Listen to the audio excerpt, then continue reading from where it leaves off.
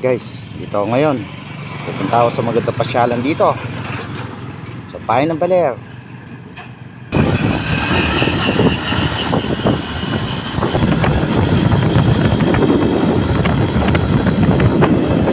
Pupunta ako ngayon doon sa Ermita.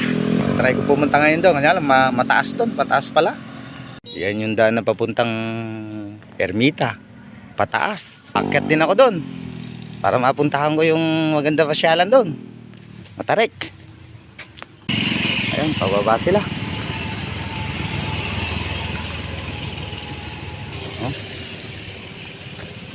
Matarik yun. Ito, akyatin na to. Mataas. Ang ganda pala rito. Ayan, pababa yan. Pababa. Ayun, oh.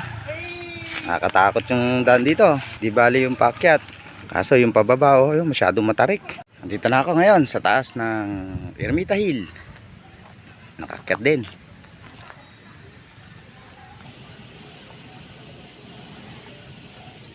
Ayun, oh. Maraming mga nagtitinda. Dito sa taas ng bundok to. Pero yun, oh. Yung baba na ito, dagat na. Ganda rito. Nakaka-relax. Tapos ito, tumaba na ito, bangin. No? Ang ganda. Ayan, mga malalaking bato.